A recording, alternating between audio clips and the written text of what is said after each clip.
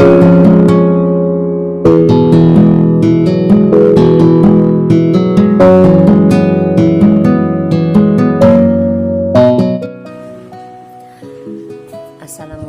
warahmatullahi wabarakatuh. Perkenalkan, nama saya Yuma Rahmawati. Saya dari Prodi D3 Kebidanan semester 4. Di sini saya akan menjelaskan tentang tutorial penulisan buku kesehatan ibu dan anak atau biasa disebut buku PIK. Baiklah, saya di sini akan menjelaskan dulu tentang buku KIA. Apa sih buku KIA? Buku KIA adalah buku kesehatan ibu dan anak. Biasanya kebanyakan orang menyebutnya buku pink sesuai dengan warnanya.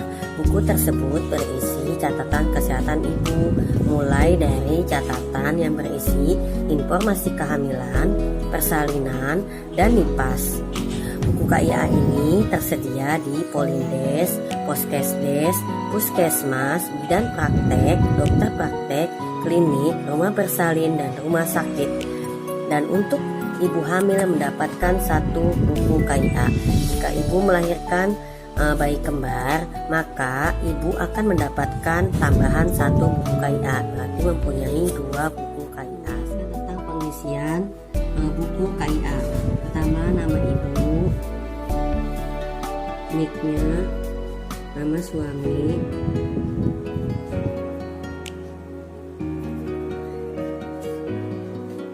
nama anak, niknya, alamat rumah, nomor HP,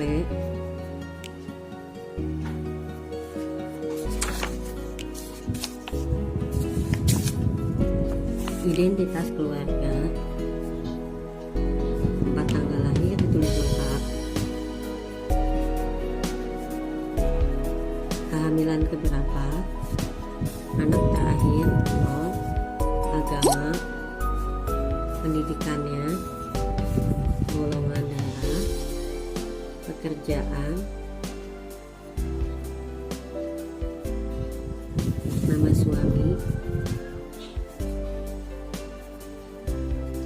tempat tanggal lahir, agama, golongan darah, pekerjaan, alamat rumah,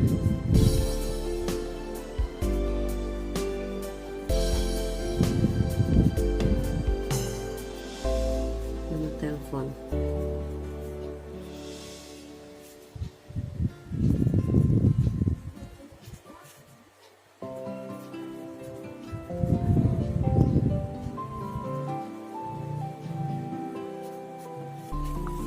Anak ke-1 ini pemeriksaan kehamilan, checklist.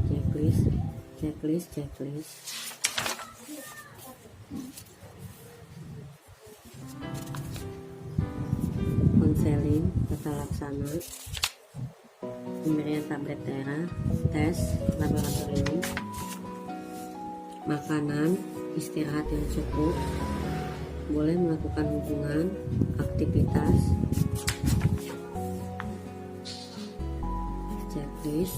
checklist.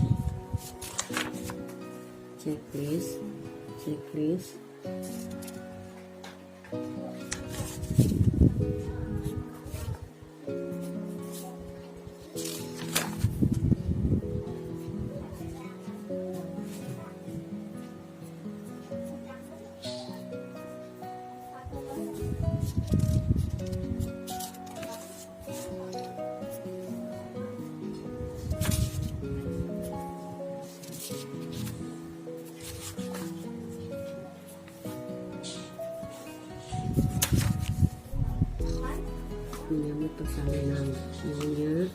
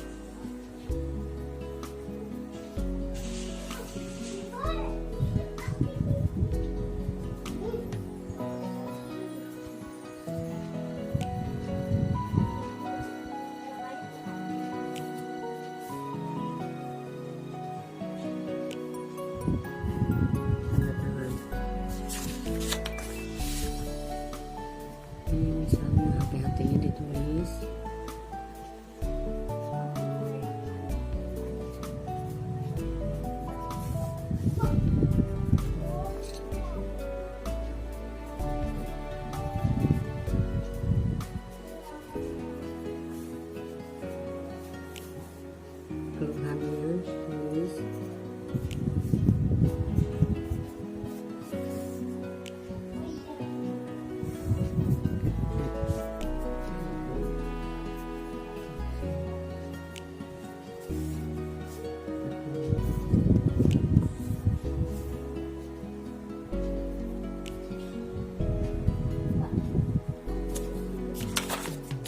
Ini ditulis, ini lukisannya pas ditulis tanggal persalinannya. Ini ditulis, ini keterangan lahir, lalu checklist.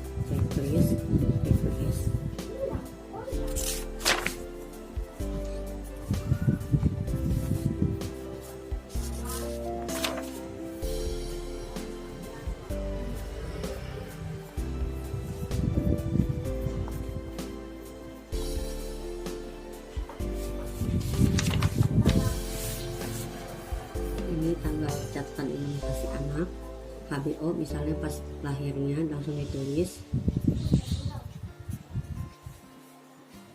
Nanti ini 1 bulan, lalu 2 bulan, 3 bulan sampai 9 bulan, dan imunisasi tambahan.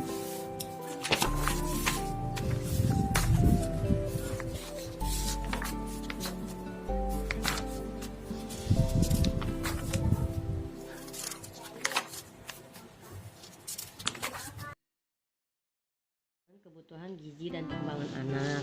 Perkembangan bayi umur 0 sampai 6 bulan di checklist. Ini checklist. Ada stimulasi bayi usia 3 sampai 6 bulan di checklist. Ditanyakan kepada ibunya.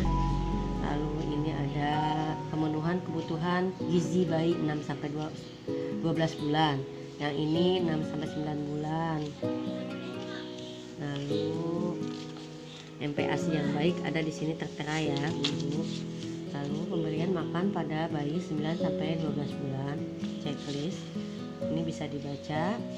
Lalu cara pemberian MPASI-nya kita kasih tahu kepada ibu. Di sini ada bubur sumsum, kacang hijau, ada cara membuatnya, ada nasi tim ya. Perkembangan bayi 6 sampai 12 bulan, ada stimulasinya ya. Lalu pemenuhan kebutuhan gizi anak 1 sampai 6 tahun. Perkembangan anak usia 1 sampai 6 tahun. Pemenuhan kebutuhan gizi dan perkembangan anak. Stimulasi usia 3 sampai 5 tahun, 5 sampai 6 tahun. Nanti di checklist.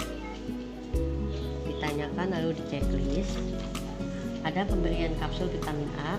Di sini ada 6 sampai 11 bulan sampai 4 sampai 5 tahun. Tanggalnya ditulis, tahunnya juga ditulis, dan bulannya ditulis. Tanggal diberikannya obat cacing juga ditulis di sini. Misalnya 20 bulan 8 tanggal 10 ditulis ya, harus jelas. Lalu nasihat pemenuhan gizi dan pemberian makanan oleh tenaga kesehatan atau tenaga terlatih. Umur, ASI eksklusif atau IMD ditulis di sini. Tanggal bulan tahunnya harus jelas. Lalu di sini ada KMS grafik diisi oleh tenaga kesehatan. Di sini ada normal atau tidak, naik atau turun ya. Di sini grafiknya. Lalu dan untuk stimulasi deteksi intervensi dini tumbuh kembang atau SDI-DTK ini diisi oleh petugas kesehatan ya. Ada grafik juga di sini. Yang warna biru untuk laki-laki, yang warna pink untuk perempuan. Lalu ada berdasarkan umurnya ya. Untuk tinggi badan juga ada, dan untuk lingkar kepala perempuan, lingkar kepala laki-laki. Di sini ada catatan penyakit dan masalah pertumbuhan perkembangan ditulis. Misalnya tanggal berapa, di sini tulis tahun berapa, penyakitnya apa, ditulis tindakannya, lalu diperiksa di mana pelayanannya, lalu paraf jangan lupa. Yang selanjutnya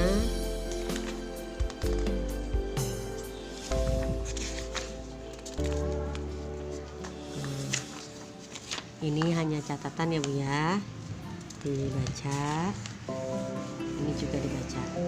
Ya, sudah selesai. Kali ini kita akan membahas mengenai bagaimana sih cara mengetahui apakah anak kita termasuk gemuk, kurus, atau malah sangat kurus menggunakan kurva pertumbuhan yang ada di buku KIA warna pink itu loh Bunda. Buku KIA terbaru yang dipakai saat ini adalah cetakan tahun 2016. Kita bahas cara mudah mengetahui status gizi anak kita. Di dalam buku KIA, kita bisa temukan grafik pertumbuhan baik untuk laki-laki dan perempuan. Ada yang khusus untuk anak mulai dari lahir sampai usia 2 tahun. Dan ada juga untuk anak usia 2 sampai 5 tahun.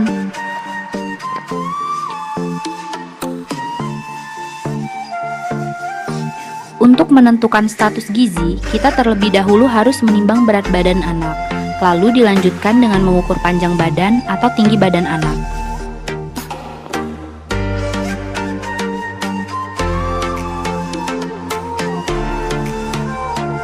Setelah kita dapatkan hasilnya, langkah selanjutnya adalah memasukkan berat badan dan tinggi badan ke dalam kurva. Misalnya, berat badan anak Bunda yang berusia 2 bulan adalah 4 kg.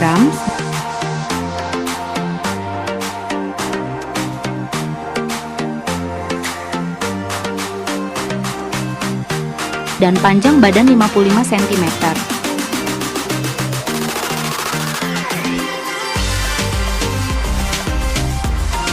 Lalu kita tandai titik pertemuan antara berat badan dan panjang badan. Sekarang kita sudah temukan letak titik temu antara berat badan dan panjang badan anak.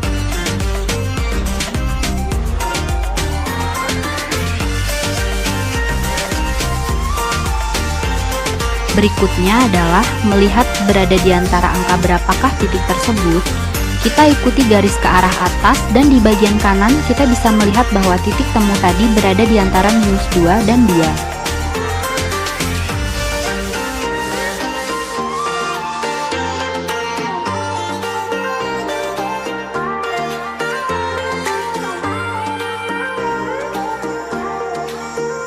Apakah artinya? Sekarang kita lihat di tabel kiri atas.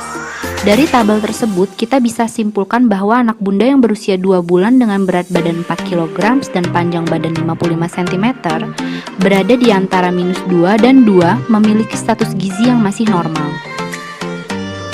SD itu artinya standar deviasi ya Bunda.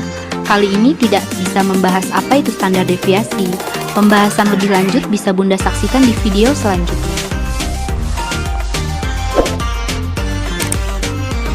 Contoh berikutnya adalah anak perempuan usia 2 bulan dengan berat badan 3 kg dan panjang badan 55 cm. Bagaimanakah status gizi anak tersebut?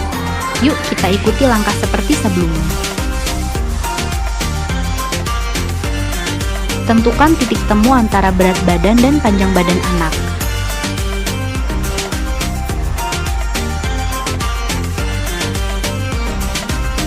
Lalu kita ikuti garis ke arah atas. Di sana terlihat bahwa letak titik temu tadi berada di bawah angka -3. Apakah artinya? Kembali kita lihat di tabel. Ternyata anak usia 2 bulan dengan berat badan 3 kg dan panjang badan 55 cm termasuk anak yang sangat kurus. Nah, sampai di sini Bunda. Sudah paham cara menentukan status gizi anak Bunda menggunakan kurva pertumbuhan yang ada di buku KIA? Semoga bisa dipahami ya Bunda. Apabila Bunda ada pertanyaan, silahkan tinggalkan pertanyaan di kolom komentar ya. Dan jangan lupa untuk like dan share sebanyak-banyaknya kepada Bunda yang lain jika Bunda merasa video ini sangat bermanfaat untuk yang lainnya. Terima kasih Bunda. Video dari saya semoga bermanfaat. Jangan lupa like, comment, and subscribe. Dah, see you next time.